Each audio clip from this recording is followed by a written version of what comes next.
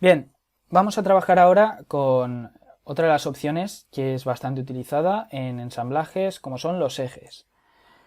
Los ejes son partes fundamentales de elementos o máquinas y por tanto en Inventor, pues, cómo no, lo tenemos que trabajar, ¿no? Entonces, simplemente hemos creado un ensamblaje en inicio, nuevo ensamblaje y lo hemos guardado. Es importante lo de guardar porque si no, no te deja hacer la opción de eje. Lo he llamado eje, así que le damos a eje y simplemente se nos muestra el eje con el que has estado trabajando últimamente. Yo he trabajado con este eje para estar haciendo pruebas, así que le damos un clic en la pantalla y vemos cómo tenemos cuatro partes claramente diferenciadas, es decir, la primera, que se marca en azul, la segunda, la tercera y la cuarta. Ahí vemos la cuarta. Bien, es bastante fácil y os explico por qué, porque cada una de las partes está dividida entre inicio, cuerpo y final y se pueden hacer diferentes operaciones. Por ejemplo, en el inicio aquí vemos que tenemos un chaflán en el primer cilindro, si empezamos de izquierda a derecha, y vemos cómo efectivamente está seleccionada la opción de chaflán. Podemos hacer desde ninguna operación, es decir, cilindro recto, pasando por chaflán, seleccionando la distancia o el ángulo. También se pueden hacer empalmes, se pueden hacer acanalado de tuerca de seguridad, si queremos introducir una tuerca de seguridad en un eje. Podemos hacer ejes roscados, lo cual es bastante interesante porque es bastante útil en la industria.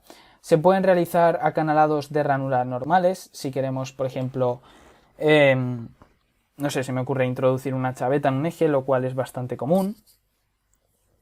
Estas chavetas, por ejemplo, están definidas por una serie de dimensiones. Inventor te permite ver cuáles son estas dimensiones y cómo las puedes modificar. Además, al hacer un agujero, un chavetero, te permite escoger la chaveta para ver si concuerda efectivamente, como yendo al centro de contenido que hemos visto en vídeos anteriores, y te permite seleccionar, clasificando por norma, las distintas chavetas. ¿De acuerdo? Porque todas ellas están normalizadas. Entonces nosotros lo vamos a dejar tal y como estaba, con un chaflán, porque simplemente lo estamos explicando. Y la siguiente parte del mismo cilindro es el cuerpo, que es esta parte de aquí, que puede ser un cuerpo recto, cilindro recto, puede ser cónico, como en este segundo caso. Y bueno, después del cilindro recto viene una operación de empalme, como se puede observar aquí, que bueno, nosotros la vamos a quitar, vamos a poner ninguna operación y vemos que la transición entre el primer parte del cilindro del eje y el cono, que sería la segunda parte, es una unión normal, ¿vale? Se podría añadir todas las cosas que quisiéramos o todas las cosas que nos deja Inventor en el caso de que necesitemos, por ejemplo, una anilla de retención, como es el caso del tercer cilindro, que ahora veremos. Pero vamos, en función de cómo lo queremos hacer, vemos que tenemos distintas opciones, pero lo importante es que os quedéis con la idea de que todo el eje está dividido en cilindros y cada cilindro tiene tres partes. La inicial, operaciones iniciales, el cuerpo central, que puede ser cónico o un cilindro recto, y la tercera parte, que es la parte final, en la cual podemos añadir operaciones. Además, se pueden añadir distintos elementos relativos a ejes, como puede ser acanalado de ranura, una anilla de retención, como hemos visto, como veremos en el tercer cilindro del eje, añadir llave, podemos añadir un desahogo, añadir un agujero pasante en un eje, añadir un acanalado A o un acanalado B en distintas direcciones. Bien, si vamos al siguiente cilindro, pues como podemos observar no tiene ninguna operación al inicio, no tiene ninguna operación al final y es un cono, simplemente. Además, no lo he dicho, pero si haces doble clic en uno de los cilindros puedes modificar su tamaño y su longitud.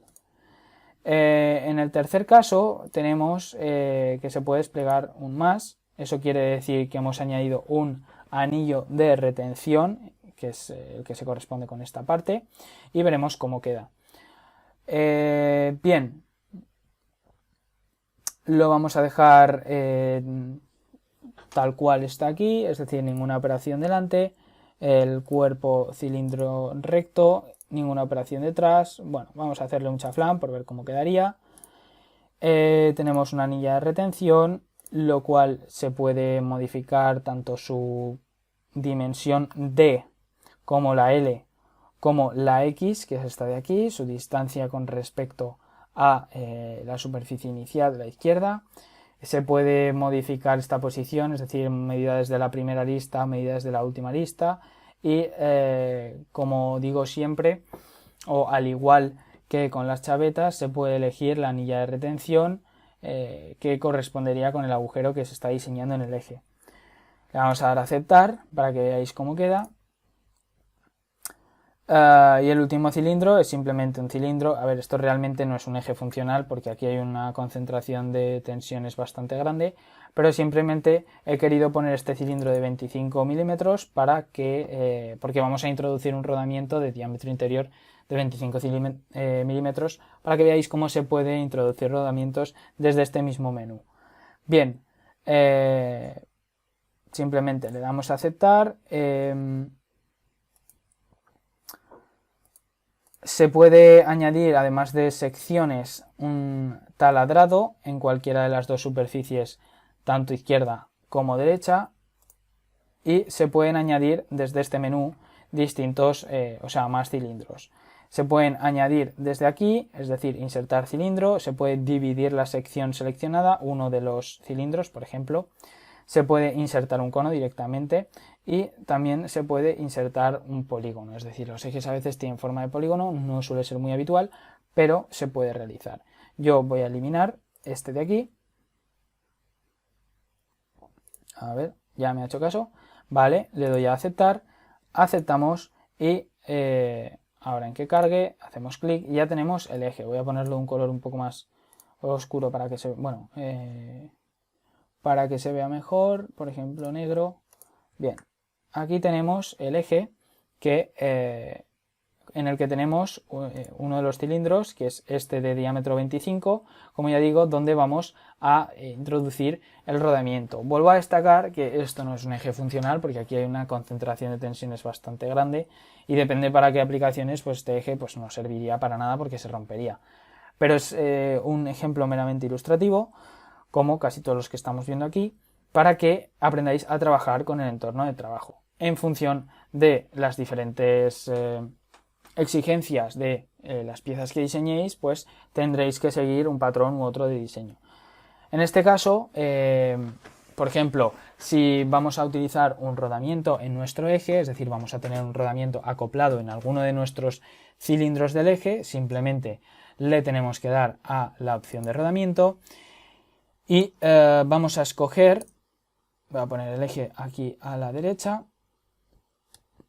bien, y vamos a escoger una cara cilíndrica, en concreto yo voy a escoger esta, un plano inicial que va a ser este, por ejemplo, y ahora voy a escoger un rodamiento del centro de contenidos, porque es donde están almacenados, que va a ser este, por ejemplo.